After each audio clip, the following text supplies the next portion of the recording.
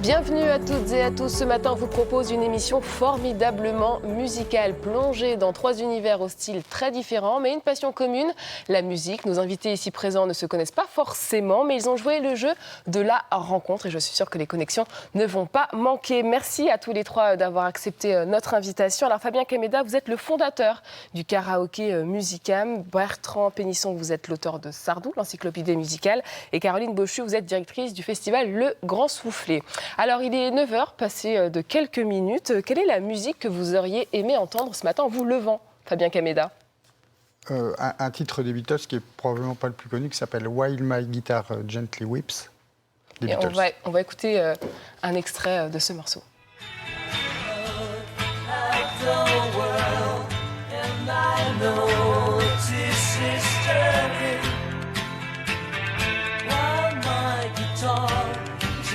Le morceau, il y a tout. Oui, je trouve qu'il y a tout le rock'n'roll et la pop de la création à aujourd'hui, la violence, la poésie et surtout l'universalité parce que ce morceau est connu dans le monde entier par un groupe que tout le monde connaît. Et je crois qu'il y a aussi un fan de Michel Sardou, mais aussi des Beatles. Absolument. Ouais, très bon choix. Merci beaucoup. Et le morceau qui vous redonne la pêche à vous, Caroline Bochu, c'est quoi ? Moi, c'est un morceau d'Alcaçar qui s'appelle Al Wassalam, qui veut dire bienvenue et qui m'accompagne tous les jours pour aller au bureau à vélo. Ah, alors on va écouter quelques notes de ce morceau. Et il vient d'où ce groupe ? C'est un groupe franco-marocain, donc avec des musiciens gnawa, et on retrouve vraiment les deux influences, très rock occidental et le son des gnawa. Il dit souvent salam salam, ça veut dire quoi pour les téléspectateurs qui nous regardent et qui ne connaissent pas ? Bienvenue. D'accord. Donc c'est assez entraînant. Exactement. Vous avez besoin de pêche pour repartir. C'est ça. Alors vous, Bertrand Pénisson, la musique qui vous donne la pêche, c'est forcément du Sardou ? Pas forcément, mais aussi, bien entendu. Et parmi ces chansons, il y a notamment Chanteur de jazz. Très connu. Particulièrement tonique. Ouais. On va écouter ce que ça donne. Vous connaissiez les autres ? Forcément. J'ai 8 ans, là. Ça replonge en enfance. Qu'est-ce que vous aimez dans cette ère C'est le côté entraînant ? Oui, tout à fait. Il y a la dynamique de l'ensemble, il y a la puissance de la mélodie, de l'orchestration, sa voix qui est exceptionnelle. Pour la chanter de temps en temps, je peux vous dire que c'est très très exigeant. Il y a les chœurs aussi qui donnent cette ampleur. D'accord.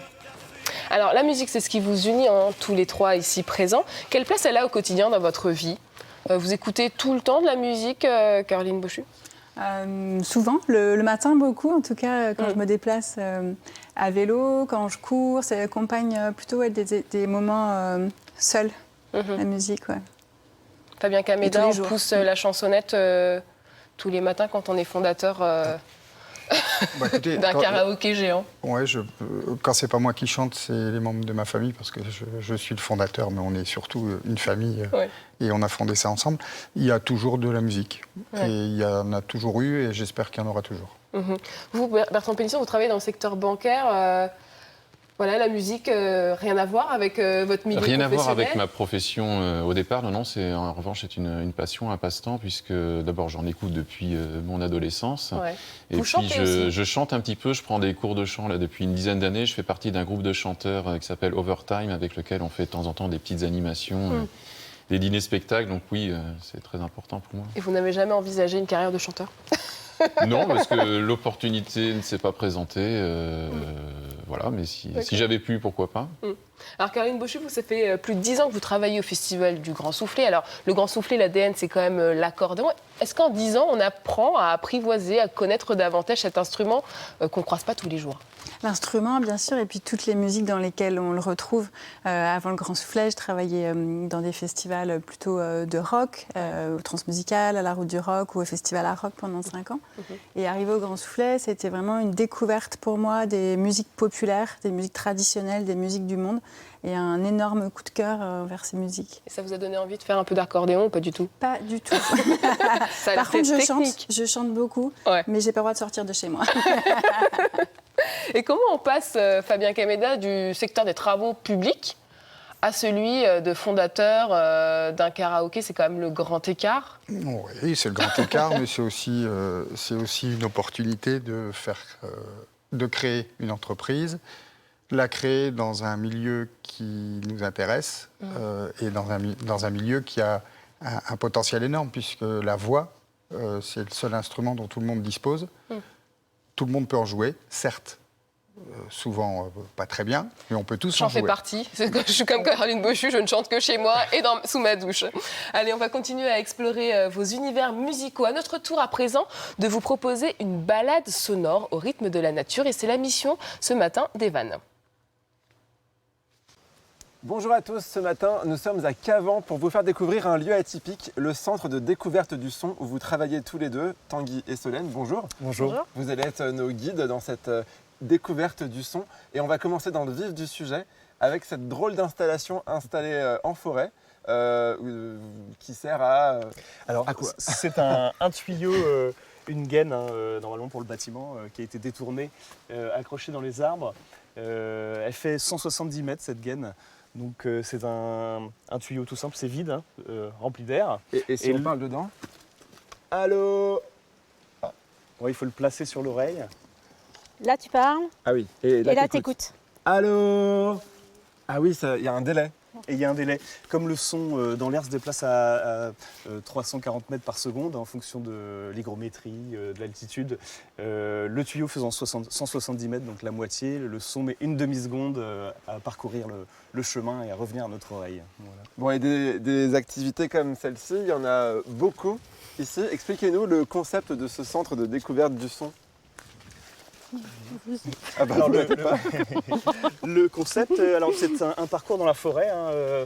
C'est à peu près 1 kilomètre de promenade, mais avec des installations qu'on peut retrouver tout au long du chemin. Des installations sonores, souvent faites à partir de matériaux de récupération, qui permettent d'aborder le son et le domaine du sonore de manière ludique et pédagogique. Et pourquoi à Cavan? Pourquoi l'avoir installé ici, ce lieu? Alors, pourquoi qu'avant? C'est en fait, à l'origine, il y a eu un groupe d'amis qui avait monté une association pour organiser des concerts, des festounos. Et puis, à un moment donné, ils ont fait un rallye sonore. Ils ont organisé un rallye sonore donc, au niveau de la vallée. Et puis, ils ont décidé de continuer l'aventure. décidé de continuer l'aventure en créant tout ce parcours et en utilisant des objets parce qu'il y a eu dans cette vallée, c'était un peu une décharge sauvage. Et du coup, en utilisant ce qu'il y avait sur place, en fait, ils ont créé des installations où on pouvait découvrir des sons différents et puis comprendre un peu comment le son se propageait. Alors la découverte, elle dure au moins 1h30, plus si on veut s'attarder. On parle rapidement de cette harpe faite avec une porte de... Alors c'est même je ne sais pas quoi. c'est même la partie du piano sur laquelle est accroché normalement les cordes. Donc c'est un cadre en métal. Vous avez des cordes ici en fil de pêche. Oui. Donc vous remarquez qu'on n'entend pas vraiment. Donc il n'y a pas de caisse de résonance, donc on n'entend pas le son. Mais si Mais du vous coup, venez là, ici, ouais. Je vais te demander de poser ton oreille sur... J'ai posé mon oreille et Voilà. vous allez faire de la Et harpe. alors, Bah, hop, allez-y. moi je me permets... Voilà, et moi je vais... Ça, pareil. Oups là, ouais, je l'ai décalé le truc. Je vais jouer de là. Ah mais oui, c'est dingue. Bah, dommage, vous ne pouvez pas l'entendre, mais pour ça, il faudra venir. Ou alors restez avec nous parce qu'on va vous montrer plein d'autres activités, notamment comment faire une flûte de pan avec une carotte. Ça promet, j'ai hâte de voir ça. À tout à l'heure. Merci Evan, à tout à l'heure. Alors le grand soufflé, Il démarre dans quelques jours, c'est reparti pour un nouveau tour. Cette année, vous avez l'ambition de porter une sono mondiale made in France. Ça veut dire quoi, Caroline Beauchu? Ça veut dire qu'on a invité cette année beaucoup d'artistes qui fabriquent des musiques du monde, qui mélangent des sons du monde entier sur le territoire français, qui sont en France et qui travaillent avec ces musiques du monde. Donc soit ce sont des artistes français qui ont beaucoup voyagé et importé des sonorités du monde entier, soit ce sont des artistes étrangers qui sont installés en France, par choix ou pas, toujours d'ailleurs, et qui travaillent à la fois les sons de leur pays d'origine, alors soit que cela, soit ils les mélangent, enfin voilà, en tout cas, ils travaillent en France. Et ce choix, il est lié aussi au contexte sanitaire? Bien sûr, il est très lié au contexte sanitaire. Les artistes ont très peu travaillé l'année dernière, donc on avait envie les artistes qui vivent en France n'ont pas travaillé. Les salles ont été fermées de fin octobre 2020 à mai 2021. Donc on avait envie de leur offrir des scènes pour jouer. Et puis aussi de façon très pragmatique, on s'est dit que peut-être en octobre 2021, ce serait encore compliqué de voyager. Et ça l'est d'ailleurs toujours un petit peu. Et voilà, on ne regrette pas. Alors l'un de vos coups de cœur de cette édition, c'est Sarah Algan, que je ne connaissais pas. On va écouter un petit extrait.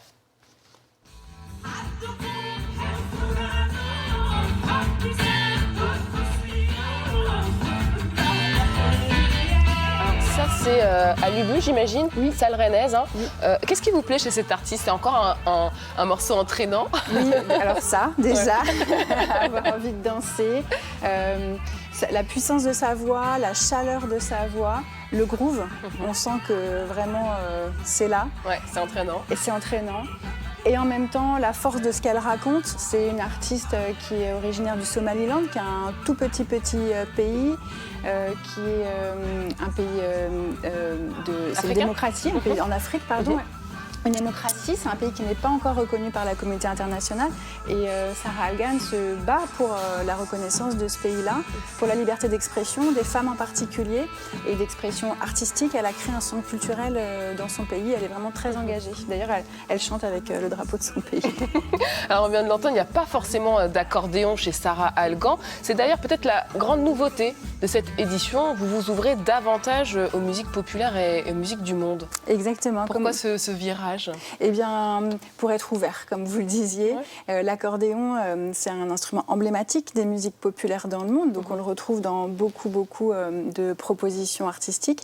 Mais cette année, on a choisi d'ouvrir la programmation à des très belles propositions qui n'ont pas forcément un accordéon dans leur formation.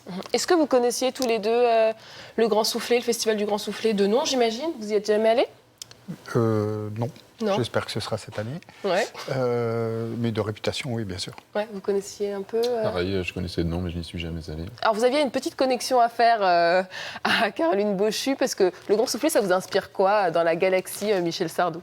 Alors, pas directement, effectivement, de rapport, mais si ce n'est que l'accordéon est présent dans l'œuvre de Michel Sardou, notamment son premier succès qu'il a lancé, Les Bals Populaires, était à base d'accordéon notamment. Et puis même sur son dernier album, il y a une chanson qu'il a faite sur le pape François et dans laquelle il y a du bandoneon, mais plutôt version tango argentin pour le coup. Donc comme quoi... C'est vrai qu'on retrouve l'accordéon très présent dans les musiques populaires de France et notamment dans la chanson française. Quand on dit musique populaire, qu'est-ce que ça vous évoque pour vous, Fabien Cameda? D'abord, ça m'évoque le succès des morceaux et le fait qu'ils soient connus par le plus grand nombre. Michel Sardou, par exemple, et les Lacs du Connemara. Il n'y a pas un karaoké sans au moins une fois les Lacs du Connemara, par exemple.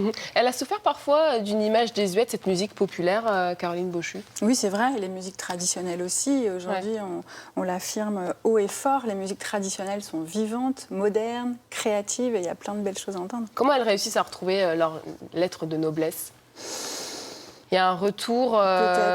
Peut-être envie de se connecter à la terre, à l'origine, à des choses simples qui font le quotidien des gens. Un avis sur la question, Bertrand Pénisson? Sur le retour des musiques populaires? Oui. En fait, la musique, c'est à la fois une perpétuelle évolution, mais ça s'appuie toujours sur ce qui a été fait avant. Et donc, les grands courants demeurent, évoluent, mais se renouvellent aussi, oui. Alors, il y aura également au Grand Soufflet des artistes bretons, comme Yann Lecor. On va écouter quelques secondes du Bel Air de Fauroux.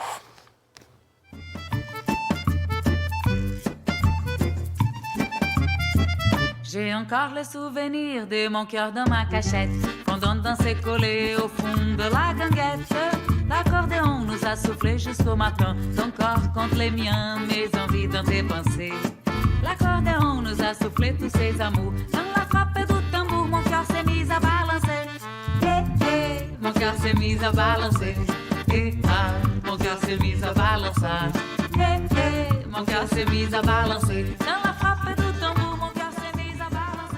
Alors je vous vois tapoter des mains. Ouais, c'est encore très dansant. C'est quoi l'histoire de ce groupe breton? C'est une rencontre avec une chanteuse brésilienne, Maria Setano, qui vit en Bretagne depuis une quinzaine d'années maintenant. Et puis un percussionniste brésilien aussi. Et Yann Lecor, qui est un grand accordéoniste breton qu'on retrouve très régulièrement dans la programmation du Grand Soufflet. Alors programmation assez éclectique et programmation très riche. Vous allez recevoir combien de groupes? 34. Ouais, sur plusieurs territoires bretons. Oui, exactement. Donc on propose 100 rendez-vous à travers l'île-et-Vilaine. Donc de Saint-Lunaire à Sarredon, de Saint-Georges de Rintembeau à Saint-Malon-sur-Melle. D'accord. C'est vraiment. Donc vous quadrillez en tout cas l'île-et-Vilaine. Oui, voilà, il y a 44 communes plus Rennes qui co-organisent le festival.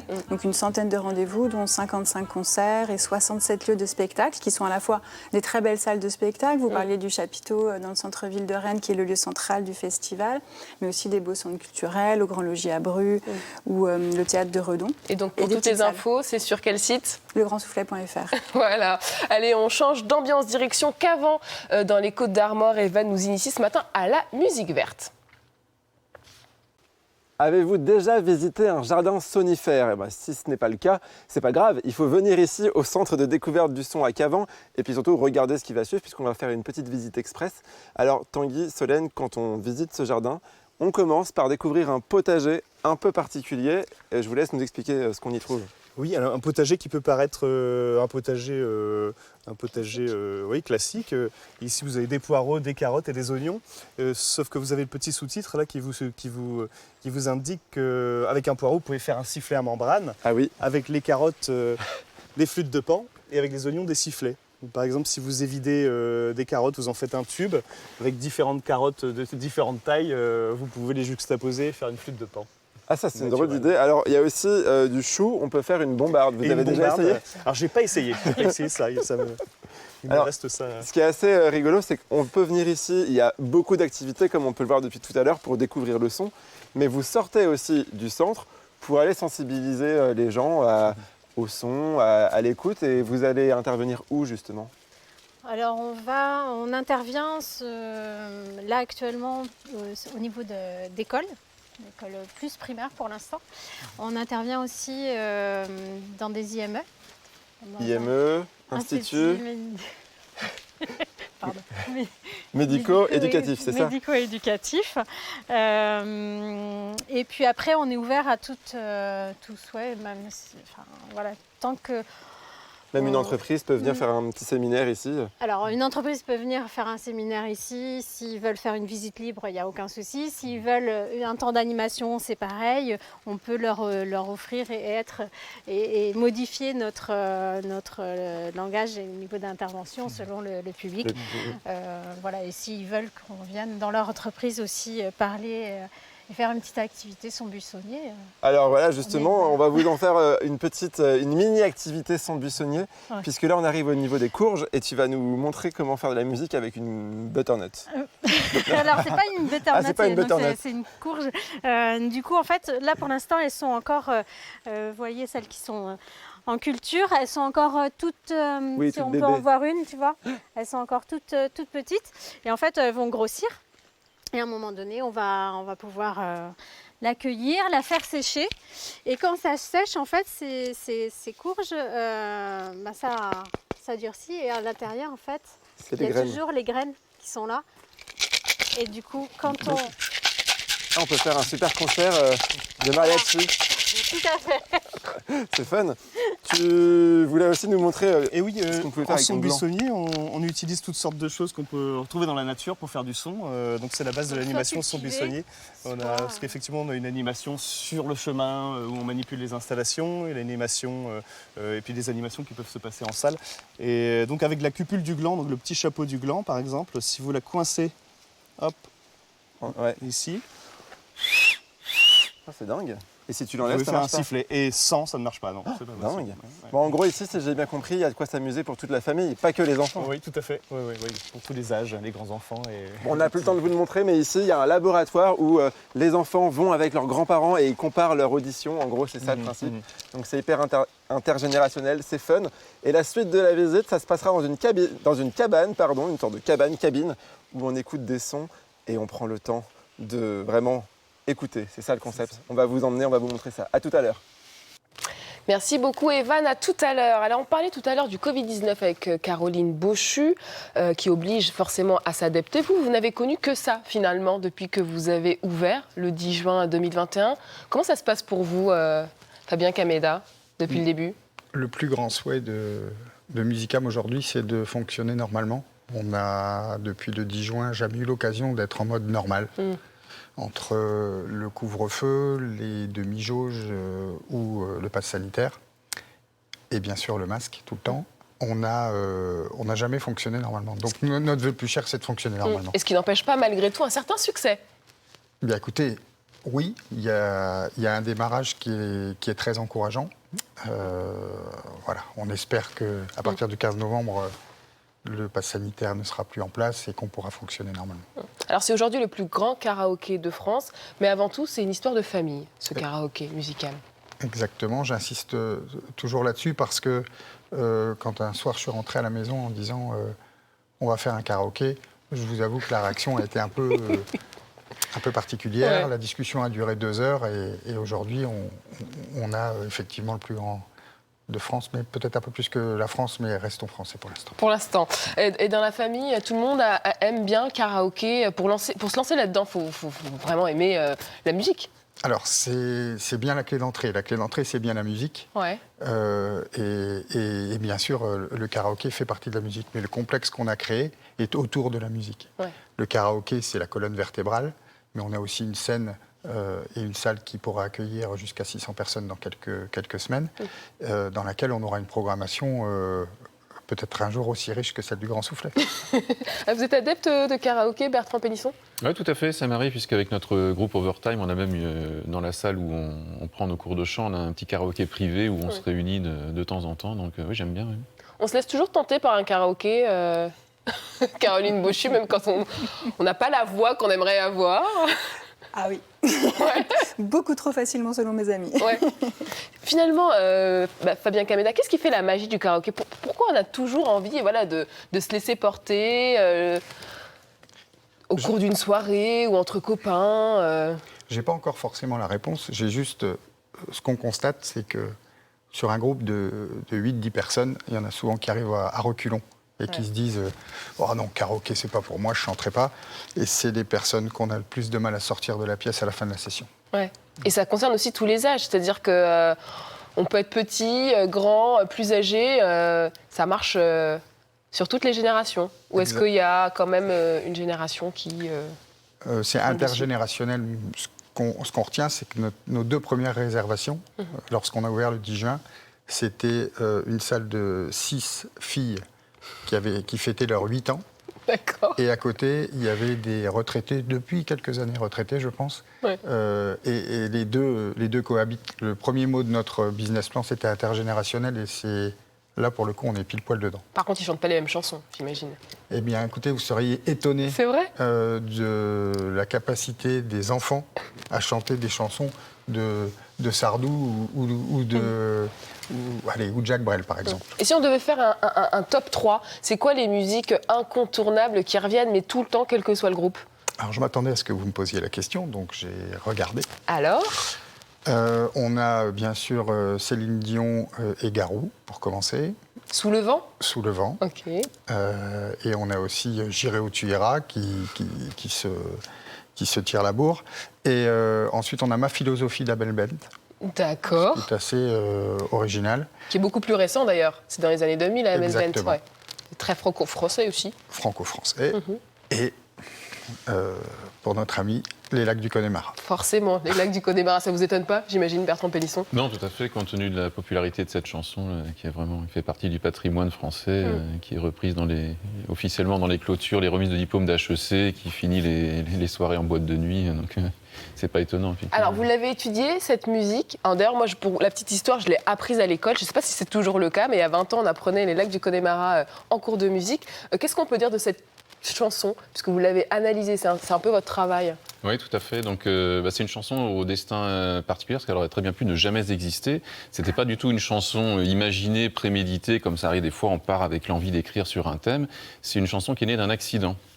En fait, Jacques Revaux, le compositeur de Michel Sardou, avait promené avec lui, si je puis dire, ses synthétiseurs tout l'été, d'abord en Corse, puis à Megève, où il devait travailler avec Michel Sardou, qui n'était pas venu, parce qu'il était un peu fatigué cet été-là. Et finalement, il se retrouve chez Michel Sardou, dans sa résidence de campagne à Saint-Georges-Motel, en Normandie.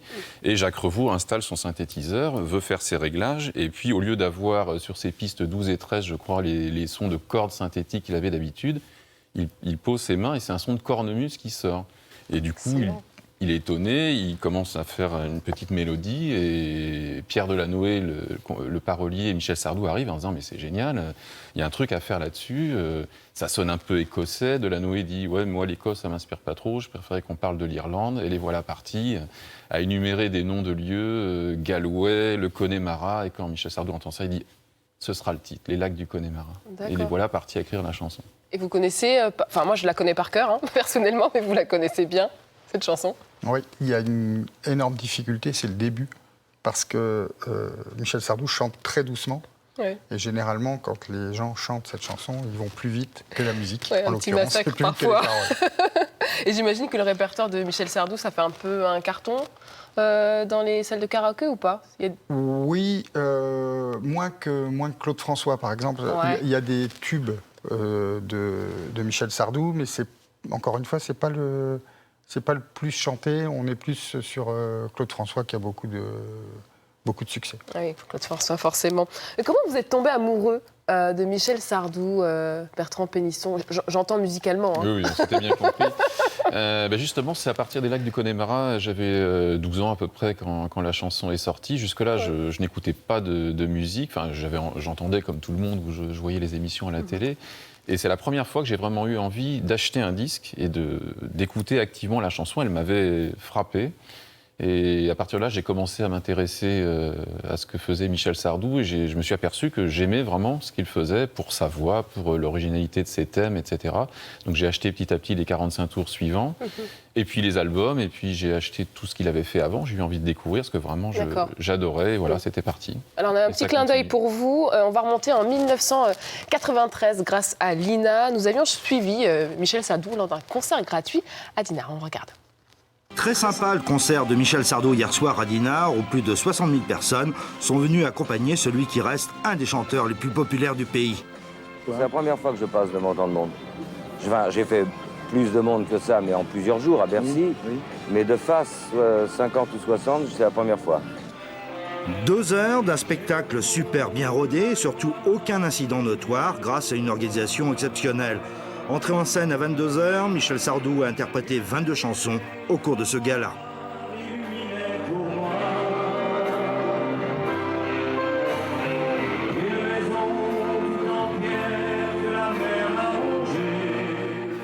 Michel Sardou garde donc un bon souvenir de notre région où il s'est produit vendredi à Corlay avec une rencontre avec des jeunes agriculteurs qui l'ont particulièrement marqué.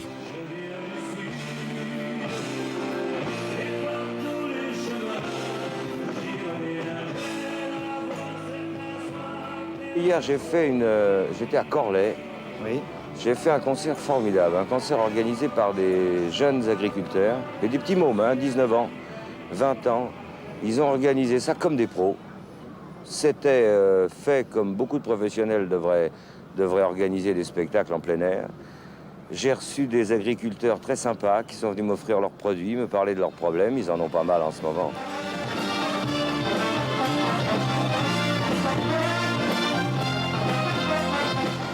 Alors, il y avait 65 000 personnes à ce concert, c'est énorme.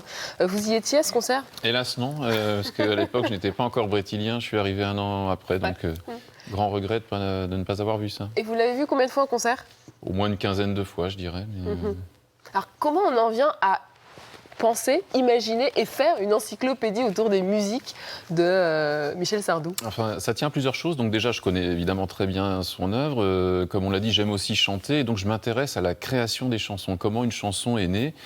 J'ai pas mal de livres sur d'autres artistes où on raconte l'histoire des chansons, notamment les Beatles. Je suis toujours fasciné, moi, par le processus créatif. Et puis, il y a une quinzaine d'années, en échangeant sur un forum de fans où chacun aime bien raconter ce qu'il sait des chansons, je me suis dit, mais il y a quelque chose à faire à ce sujet. Donc, j'ai commencé d'abord par des posts, envoyer des simples... messages sur les forums en disant tiens, cette chanson, ça raconte ci, ça parle de ça, il y a une allusion à ça. Et puis petit à petit, je me suis dit mais il y aurait matière à faire un livre. Et donc j'ai commencé à m'y atteler sur mon temps libre, petit à petit, les soirées, les week-ends, à écrire, à chercher de la documentation. Et puis il y a 5-6 ans, j'ai eu la chance de commencer à rencontrer des artistes qui ont travaillé avec Michel Sardou, des choristes, des musiciens, puis des auteurs, compositeurs, ingénieurs du son. Donc j'ai réussi à interviewer 70 personnes qui ont travaillé avec lui. Et donc, à la fois avec l'analyse de la documentation que j'avais, plus ces rencontres et ces interviews, ça m'a donné toute la matière pour raconter l'histoire de toutes les chansons. Et vous n'avez pas pu interviewer Michel Sardou? Hélas, non. Donc, Michel Sardou, c'est quelqu'un qui a tourné la page de la chanson il y a 3 ans maintenant et qui ne se retourne jamais finalement sur son passé. Donc, il a fait savoir qu'il approuvait le projet, mais qu'il ne souhaitait pas y participer. D'accord. C'est intéressant ce qu'il fait comme... activité extra-professionnelle, une encyclopédie. Vous trouvez pas? J'adore. Ouais. Ben, c'est la passion de la musique qui fait faire ça. Je pense que un artiste qui est présent depuis plus de 50 ans, je crois, c'est ça? C'est ça. 330 chansons, c'est ça? C'est ça. Ouais. Bon, il y a de quoi travailler dessus. Ouais. Ouais. Et vous en rencontrez beaucoup des passionnés de musique, que ce soit au Grand Soufflet et au sein de vos karaokés? Je suis étonné tous les vendredis soirs lors de notre karaoké party de voir alors d'une part les talents et ensuite certains chanteurs qui vont vous expliquer pourquoi Jean-Jacques Goldman a écrit cette chanson-là, fêter son anniversaire, on a eu ça il y a quelques semaines. Ouais. Il y a des passionnés qui sont au-delà des fans, je trouve, qui s'intéressent vraiment à l'artiste en tant que tel. Alors vous, c'est plutôt un festival de découverte, mais malgré tout, qu'est-ce qui fait que les gens se disent bah tiens, je vais aller au Grand Soufflet, je connais pas cet artiste, mais je vais me laisser tenter? L'envie de découvrir, justement. Ouais. La plupart des gens qui viennent, c'est parce qu'ils ont envie de découvrir des nouveaux sons, des nouveaux artistes, des nouvelles musiques, enfin nouvelles, en tout cas des musiques qu'ils connaissent pas, qu'ils n'écoutent pas habituellement. Et puis souvent, quand ils viennent, ils ont envie d'en savoir plus aussi. On a découvert ça à travers différentes enquêtes et ça, je trouve ça hyper intéressant et motivant, c'est qu'ils découvrent une culture, un univers et ils ont envie d'en apprendre plus. C'est la majorité des festivaliers? Ceux qui viennent pour découvrir? 60%. 60% quand même. C'est une chance dans un festival. Ouais. On repart écouter la musique dans la nature. Nous retrouvons Evan au centre de découverte du son à Cavan dans les Côtes-d'Armor. Alors voilà, on arrive dans la dernière partie de la visite, ce sont les cabanes d'écoute. On sent déjà que l'atmosphère est feutrée ici, c'est normal? Oui, il y a tout un système là pour être isolé du son, pour pouvoir profiter des cabanes d'écoute. Donc il y a un mur ici rempli de copeaux de bois qui vient couper un petit peu le son. Et puis à l'intérieur, vous êtes aussi bien isolé parce qu'il y a des bottes de paille, de la terre. Donc c'est comme un cocon. Isolation naturelle. Alors on va rentrer. Expliquez-nous le principe. Je m'assois dans le transat déjà. Voilà, tu t'assois dans le transat et du coup, tu vas commencer à te relaxer. Et après? Et après, hop. On est dans la forêt? Voilà, on est dans la forêt australe. Alors c'est quoi le but? Qu'est-ce que vous cherchez à créer chez vos visiteurs ici? Alors ici, le contenu peut changer. En ce moment, donc, on a les enregistrements de Fernand Desroussenes, qui est un audio naturaliste reconnu, qui nous a prêté donc, ces enregistrements. Donc là, vous avez différentes ambiances de forêt du monde entier. Donc forêt boréale, australe. On voyage, quoi. Voilà. Bon allez, même si j'aimerais bien rester un peu plus longtemps, on a encore plein de choses à dire. Si on veut venir découvrir ce centre, vous êtes ouvert quand Comment ça se passe? Alors, d'avril à la Toussaint, on est ouvert pendant les périodes scolaires tous les jours, les après-midi, et puis hors vacances, du coup, les dimanches et jours fériés. Bon, jusqu'au mois de novembre. Voilà. Alors tout à l'heure, j'ai fait un petit tour dans votre boutique, et j'avais envie de montrer à nos téléspectateurs deux de ces livres, et puis il y en a sûrement d'autres, mais on peut en apprendre vraiment plus sur la fabrication d'instruments à partir d'objets de récup. Qu'est-ce qu'on peut trouver comme info complémentaire ici? Alors ici, vous avez ce livre de Max van der Vorst, vous avez aussi plusieurs livres qui traitent de la musique buissonnière, donc de faire des sons, comme on a dit, avec des choses de la nature, des feuilles, des branches, des cupules de gland, etc. Aussi pas mal de livres pour enfants, toujours autour du son, du sonore. Ouais, on peut faire donc avec des objets, des objets naturels, ou alors des bouteilles en plastique, en verre, en papier, en carton, enfin bref, il y a de quoi faire tout un orchestre symphonique. C'est ça. Alors ça mérite aussi d'être précisé, mais ici on peut faire une visite en breton. Oui, on peut faire la visite. On est signataire de la charte Yad Arbraizonek. Donc voilà, la visite peut être faite, les animations peuvent être faites pour les scolaires en bilingue, en breton. Voilà, vous avez des différentes animations proposées. Bon, et puis on disait que le centre ferme en novembre, mais en fait il vit toute l'année grâce à des bénévoles de l'association. Qu'est-ce qui se passe juste derrière ce mur? Alors dans l'enceinte de ce mur, là, dans cette grande salle, il y a des concerts qui peuvent être organisés, normalement une fois par mois. Donc des festounos, des concerts. Voilà, et ça, c'est la partie, une quinzaine de bénévoles qui s'occupent de ça, de faire vivre les animations. Voilà. Bon, si vous avez envie d'en apprendre plus, allez sur Internet chercher toutes les infos sur le centre de découverte du son à Cavan. Moi, je vais en profiter. Je vois qu'il y a une forêt tropicale. Je vais passer en mode forêt tropicale pour prolonger un peu l'été. Allez, bonne journée! Merci beaucoup, Evan, pour cette découverte. À demain. Alors, je voulais interroger nos invités, puisqu'on arrive bientôt au terme de cette émission. Dans la langue française, il existe une multitude d'expressions liées à la musique. Et celle qui revient souvent, c'est « la musique adoucit les mœurs ». Qu'est-ce qu'elle vous inspire, cette phrase, Bertrand Pénisson ? Écoutez, c'est sans doute vrai, parce que la musique, ça procure des sensations positives, donc plutôt apaisantes. Ça peut aussi être très tonique, mais ça peut être aussi guerrier, la musique. Il y a aussi des chansons guerrières, donc c'est vrai dans certaines circonstances. Mais, Qu'est-ce qui fait que la musique, elle est universelle? Caroline Bauchu, vous qui êtes ouvert... C'est un langage commun. Ouais. C'est un langage par-delà la langue. Et tout le monde l'entend et la comprend. Après, l'adoucit les mœurs, pour moi, c'est qu'elle permet de découvrir des cultures différentes. Et en comprenant mieux les cultures des autres, on vit plus simplement ensemble, je pense. Pourquoi il faut autant de bien, la musique, dans nos vies? Fabien Cameda. Moi, ce que je retiens, c'est la réflexion que font les gens en sortant de nos box de karaoké en disant que ça devrait être remboursé par la Sécu. Ah oui, carrément. Parce que c'est un vrai déstressant et apaisant. Pour l'universalité, j'ai envie de dire qu'il n'y a finalement que 7 notes. Donc forcément, c'est les mêmes partout dans le monde. Alors on est en Bretagne, est-ce que vous avez une certaine sensibilité pour la musique bretonne? Déjà, quand on dit musique bretonne, vous pensez à quoi? Alan Stivell, spontanément. Ouais, d'accord. À Lorient. Ok. Et moi, aux nombreux artistes bretons qu'on accueille et qui mélangent la musique bretonne à d'autres influences. Ouais. Vous écoutez un peu de musique bretonne ou pas du tout? Oui, ça m'arrive. Ouais. Ouais. Qu'est-ce que vous écoutez? Justement, Alan Stivell, Dan Arbraz, Trian. Et c'est quoi la spécificité finalement, si on devait en trouver une à la musique bretonne? C'est cet univers celtique avec des sons, des instruments particuliers, des mélodies aussi bien typées. Et puis de temps en temps la langue bretonne, pas que, il y a du français, il y a du breton. À quand la musique bretonne dans votre cahier Si vous nous aviez demandé notre top 10, je pense qu'il y aurait eu Jean-Michel Karadec avec Ma petite fille de rêve. Ah, voilà, d'accord. Moi qui ne suis pas breton d'origine. Ouais, vous l'avez découvert? J'adore cette chanson. Ah non, mais j'ai toujours vécu avec. D'accord, vous avez été surpris de le voir dans votre karaoké? Il n'y est pas. Il n'y est pas? Non. Comment ça? Écoutez, je sais pas, je vais y remédier.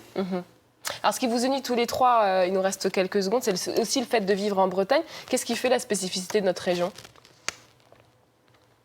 Alors, je parle à celui qui vient du Nord et qui s'est installé en Bretagne, il y a quelques années, parce que La spécificité de la région, c'est que c'est aussi bien que le Nord. Ouais, aussi bien que le Nord. Un petit mot, qu'est-ce qui fait la force de la Bretagne ? C'est son identité très forte et puis son dynamisme. L'accueil, une terre d'accueil pour moi. Une terre d'accueil. Tout le monde bienvenue. Merci beaucoup à tous les trois d'avoir joué le jeu. C'était pas simple, mais comme quoi, les connexions se sont faites sans problème. Merci pour cette belle échange musical. Merci à vous qui nous regardez tous les matins. On se retrouve demain à la même heure, au même endroit. Bonne journée sur France 3.